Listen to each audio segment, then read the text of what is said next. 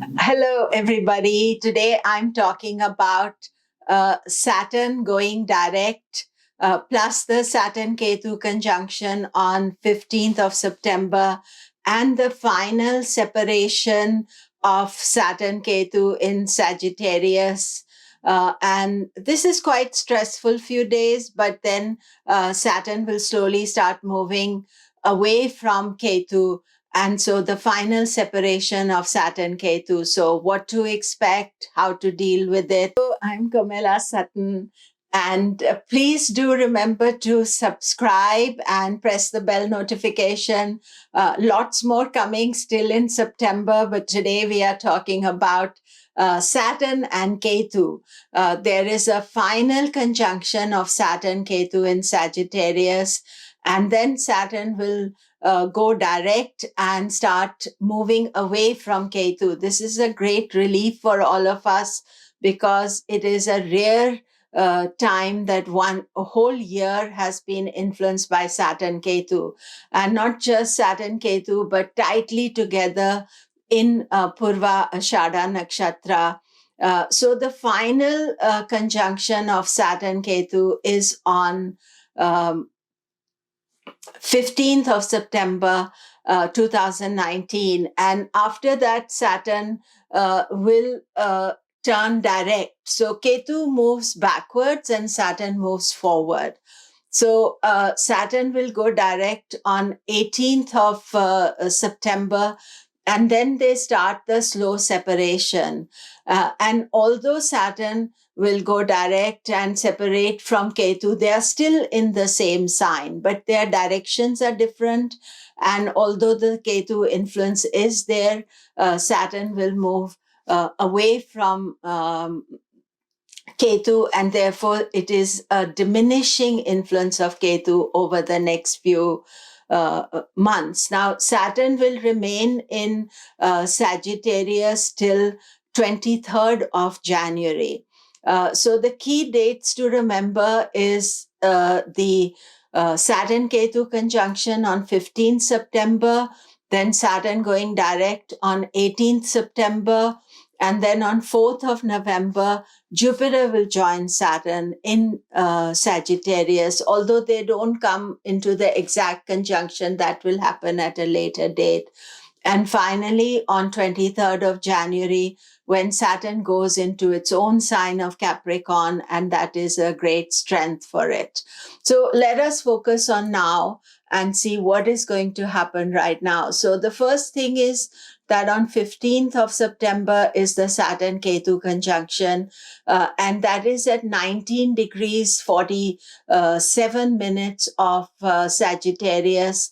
Remember, I am looking at the mean node position of Rahu Ketu. So mean node Ketu is at 1747, and Saturn will be there on 15th. And after that, Saturn doesn't really move much, but Ketu starts moving away, because one of the things that we are experiencing just now is that Saturn is in what is called Vikala state, and he is stationary and he's not moving very much. And you may think that at this moment, nothing is happening, everything is stuck in a particular position. It may not be everything in your life, but certain areas of your life may appear stuck and you're finding it difficult to deal with those situations. And so Saturn will actually start moving direct on 18th. It will still be at 19 degrees 46 minutes of Sagittarius. And from the 18th onwards, it is going to go direct, but it's still very slow. For 5 days after Saturn goes direct, it is still stationary, but it slowly moves, slowly it moves direct. And then Saturn Ketu are separating from each other. And it is much easier energy, because what has been happening for the last so many months now, since April really, that Saturn and Ketu have been directly influencing. If they are influencing a planet, they've been both together. But now Saturn will go from 19 degrees 46 to 30 degrees. If you have planets placed there, you will experience Saturn in its own energy. Of course, if you have moon placed there, then think of this as a very intense, difficult time. If you have moon around 19, 20 degrees, then Saturn is stationary there. So 18, 19, 20 degrees. This is a very tough, intense time for you.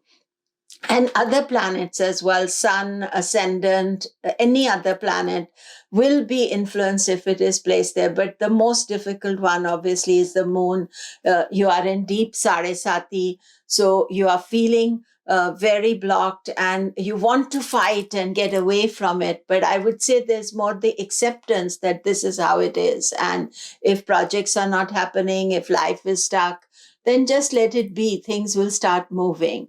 But if you have planets between 20 to 30 degrees of Sagittarius, then Saturn will go over them. But now he'll just go over them once, and it's usually around a week at that time that you'll feel the intensity. But then as it moves forward, you'll find relief for the planets and Saturn also going away. But of course, if you have planets in Sagittarius, the other half will get affected by Ketu. So Ketu is moving backwards and going Purva Ashada, then go into Mula Nakshatra. So I'll make another video about that. And I think I've already made a video about Ketu's transit through Purva Ashada. So you can look it up. I'll put a link to it. But this is, I would say, a most difficult time for all of us. You can see some world affairs issues happening, but in your own life also, always honor the energy when Saturn is going direct or retrograde. So at this stage, it's going direct. It's a 10-15 day transit where there is very little happening, but then Ketu is there and Ketu is making us feel rejected and wanting to move on. So it is a complex energy. I would like to make it easier for you, but just to remember that this is not an easy energy for you. Then in this transit of Saturn, there are two key days that you have to remember. And one of them is that Saturn is going to Jupiter is going to join Saturn in Sagittarius on 4th of November. And Jupiter will be in Sagittarius, and then Ketu, Jupiter, Saturn all together in Sagittarius. But this is not necessarily there's no conjunction, but they are together. So Sagittarius is very energized, a lot of things happening. But Jupiter brings an easier energy. It is in its own sign. It will be making Saturn less irritable, less intense. So that starts from 4th of November. Yeah, and then one most important day is 26th of December. On 26th of December, there is an eclipse. This is a very intense eclipse because 6 planets are placed there. I think only Mars and Venus and Rahu are not in the Sagittarius. Everything is in Sagittarius. There's a solar eclipse taking place there and very intense energy. And Saturn also leaves Uttara Ashada, where he's been influencing so intensely all 2019, and moves into, it leaves Purva Ashada, not Uttara Ashada, and it moves into Uttara Ashada, where actually, surprisingly, it'll feel a bit better because Uttara Ashada is the nakshatra where he is going to be Vargotama, and Uttara Ashada Sagittarius till 23rd of January, and after that Uttara Ashada Capricorn for another month or so, where Saturn is going to be Vargotama. But 26th is very intense day. So remember that time. So I will be making a separate video about the eclipse of 26th of December. but quite an intense energy, and Shani also changing nakshatras at that time. And it will make conjunction with Venus, with Sun, and with Mercury, all the other planets. Saturn will make conjunction, and separate videos I'll be making about those planets and their conjunction with Saturn. But suffice to say that it's a very intense time, 1 or 2 days before 26th and the day after that, because after the eclipse, we feel a bit lighter and things improve. As far as the nakshatras are concerned, most of this transit of Saturn is in Purva Ashada Nakshatra. I made a separate video about Saturn's transit in Purva Ashada, but I will repeat some of the information here, is that Saturn in Purva Ashada is moving towards a more spiritual life and a transformation and change. So even if you are thinking not so spiritually, but even on a worldly level, you are trying to transform, change, improve yourself, and you may feel that there is opposition and obstacles, because Shani, when he's going there, he makes us deal with the karma, deal with situations in our life that we have to work with and develop, and we have to pay back. So we should be with the mood that we are getting up jobs done, we are doing some work, paying back to society, to the world we live in. But while we do that, it transforms us, it changes us. And the Devata of Uttarashada is Apas, and Apas is the water goddess. So we could say Ganga or any of the sacred sea rivers that we live in. So this is also about the purification and cleanliness of the rivers. So we can think about that. Plus, Saturn in Purvashada has been with Ketu all along. So the separation of Saturn Ketu will be in Purvashada, and then Saturn is going to slowly move towards the end of Purvashada. Uttara Ashada is ruled by the sun, and the Devata is Vishwadeva, all the gods and goddesses of the earth. And Saturn going in Uttara Ashada, the last pada of Sagittarius is Vargotama. So it's a very special place, and many planets will cross over this point as well. But Shani crossing over that Uttara Ashada, Sagittarius, Vargotama position happens once in 29 years. So this is very special, and Saturn is getting stronger and powerful, and he is making us recognize the people's voice. It is no longer the people in power who will dictate, but it will be the ordinary public who become stronger. But Uttarashada's all symbolism is of doing things alone, to be changing your life. You are only responsible to change your life. It is a bit of an ascetic nakshatra, so you would feel that you have to do things on your own. Less is more, definitely. Saturn's transit in Uttara Ashada, and Saturn has not been here so far. So this is his first foray on Uttarashada, and only one, that's Uttarashada Sagittarius. It will not retrograde back to this position. So this is very special, but at the same time, if you have any planet placed in Uttarashada, Sagittarius, you will be dealing with some changes, transformation. That is most important. Anything to do with Shani, things happen slowly. We can't rush the situation. And always it's a good idea to pay back the karma that we have accumulated in different lifetimes. So giving back to society is the best remedy for Saturn. Now, as far as the signs are concerned, and how it affects you, that is the key thing. So firstly, it is important to remember that you have to look at your dashas. Then Saturn going through the signs, if he's affecting any particular planet in your chart.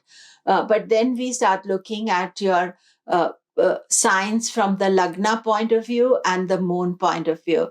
Lagna is more physical aspect, more intellectual energy. Moon is your emotional self. So if it is affecting either of the two, then you will feel its energy. So let's just start with Aries, and Saturn is transiting the ninth house for Aries. So ninth house is the house of father, guru, and Saturn Ketu are both together there.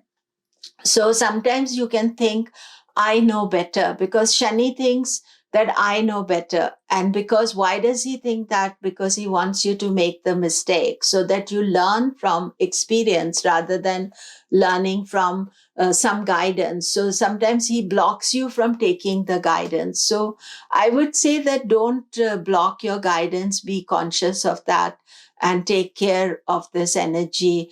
And it may be that with your elders or with your father, you may be going through some difficulty, because if you don't have father figures, that you may disagree or find some issue coming up. Always with Shani, some issue comes up, we don't know what it is. Then as far as Taurus is concerned, Taurus is experiencing both Saturn and Ketu in their 8th house. Now, it does depend on what is the degree of your ascendant. So anything between 20 to 30 degrees Taurus, or moon 20 to 30 degrees Taurus, you are now facing the exact 8th house transit of Saturn. So Ashtama Shani, it is called. It is when Saturn transits 8th from the moon or from the Lagna. It's always quite an intense transit. And there can be sudden changes, sudden unexpected changes. And of course, it depends on what dasha you're on. And because Saturn is in the 8th house, you're not feeling the direct influence of Saturn, but sudden unexpected changes. And Taurus, which is a fixed sign, doesn't like that. So you need to be conscious of that. Gemini, Saturn is going through your 7th house of marriage and relationships. And it is throwing up challenges, some obstacles, difficulties. It can be opposite your ascendant as well, opposite your moon sign. So this is not an easy transit for Gemini. Of course, Gemini is being helped at the early stages because at present in September, Mercury is exalted. But as you go through this transit, you may find that issues regarding relationships, I would say, don't ignore them. Don't try to fight through them, but to be more detached and try to work things out and wait till Saturn moves into Capricorn, maybe to confront the situation. Cancer, Saturn is in the 6th house. 6th house is usually a good transit for Saturn. Just watch out for your health. Saturn, Ketu are both there, but 6th house can make you work very hard, lot of responsibility, or any competition you won't care because Shani will overcome that. But it is an Upachaya house, so things improve with time. Then Leo, Saturn is transiting 5th house. So 5th house is to do with children. Beyond children, they can be subordinates, people working under you, your own creative element. 5th house is the house of Purva Punya, which means past life good luck. Shani can block that. So you can feel as if you're not lucky or opportunities are not there. I would say that this is a great opportunity for you to do some good deeds at this time, so that you're not waiting for old time good deeds to come and help you, but the good deeds done now, that can become a great opportunity for you later on in life.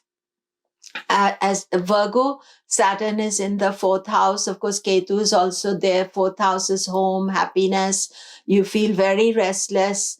Shani can make you want to move house, change house, travel, feel generally very pressurized with what you want to do. Again, Virgo is got Mercury in the Lagna for the September period, but later on, especially around December, when Saturn will be there and the eclipses are there, in December means that you are going through some changes as far as home is concerned. And Saturn is aspecting career as well. So career restructuring is possible. Libra, Saturn is in a good place. It's in the third house, that is a Upachaya house. Saturn enjoys that transit. It will bring opportunities, also gives you patience to deal with situations, and slow and steady wins the race.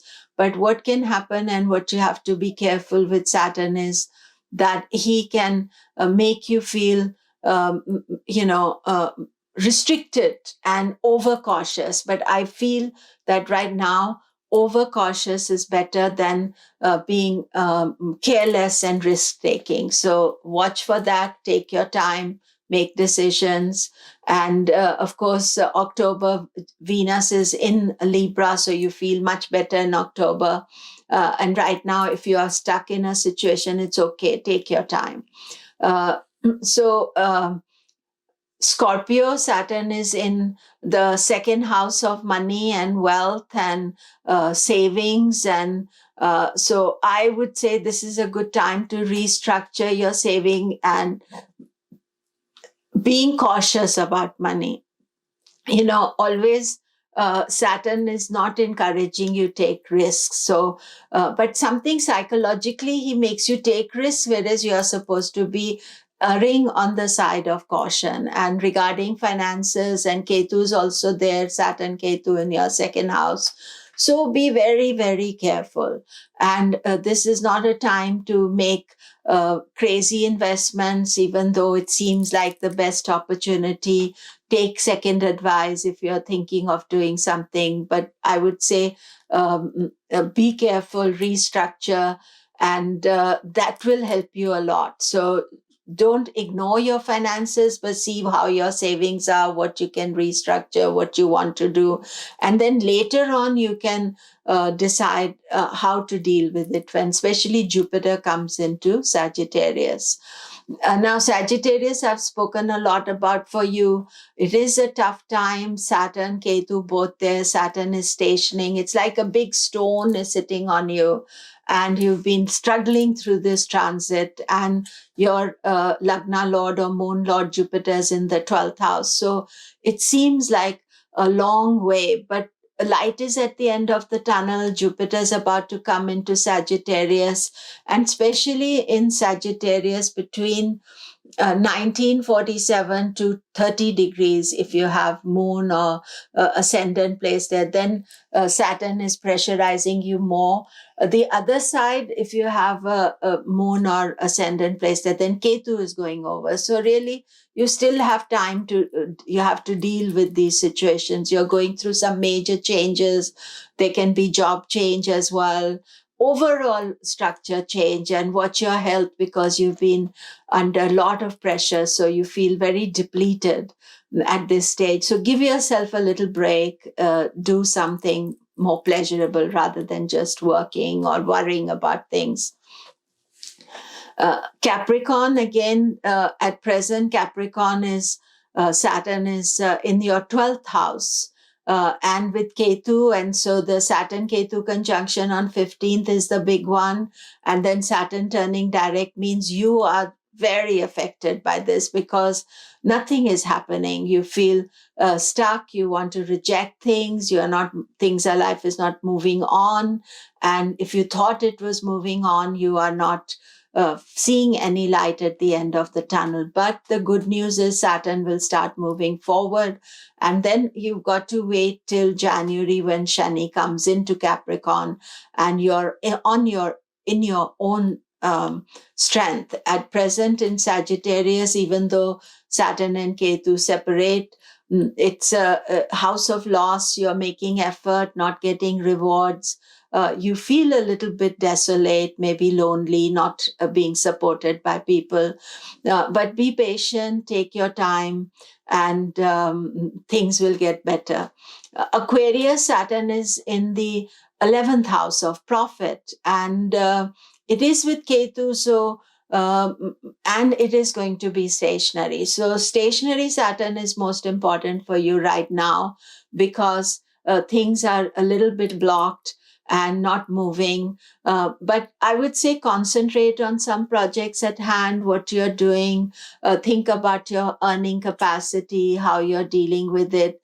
But slowly Saturn will move forward, and you'll start getting the energy back, and Ketu will no longer be so tightly conjoined. It so means that you'll have a clarity of vision after about I would say after 18th, but more so as Saturn starts moving forward. Then you do have to watch for the eclipse of 26th of December, which is a big one for all of us. So be conscious of that. And finally, Pisces, Saturn, Ketu in the 10th house. It's all about career restructuring. You may find that some things are very strong change that you want to make. Change doesn't have to be negative. It can be positive too, but just be conscious about not rushing through anything. That's this main thing about Saturn. You don't rush through things. You just stay with them and you let them happen. And then Ketu is also there. So Ketu is also cutting away at things. The energy is, but they are separating now. So, Shani will also be giving some final thoughts about restructuring, lots of hard work for you. But Pisces is not feeling it so much because Jupiter is well placed for you. It's in the ninth house. He's in a good position. So that ninth house transit of Jupiter is very key for you. So Saturn is sort of part of the things that you're doing. So remedies for this transit is patience. Take your time, especially the Saturn Ketu conjunction, 15th of September, Saturn going direct is slow, things are very slow. So take your time over it. There's no need to rush for anything. If things are stalled, that is what it is. You'll find certain things are stalled, things not happening. It's a good idea generally not to travel on the 18th because Saturn is going direct. Avoid 15th if you can as well. But I would say that if you want to do something, it's a good idea to meditate, to walk in nature, to do some good deed, because Shani is at the end of it is about paying off our karma. So how do we pay off our karma? By doing some good deed, by making some donation. And you can pray to Lord Shiva, and you can do chanting. I did the chanting for Mahamrityunjaya mantra. If you feel very blocked, those of you who have Saturn going over your moon or any planets, then chanting the Mahamrityunjaya mantra would be very useful for you. I'll put a link up there that you can work with it. So that's it for today. Thank you. And do remember to subscribe and press the bell notification. And the next one is going to be Sun in Virgo. And again, lots of new information coming your way. And thanks so much.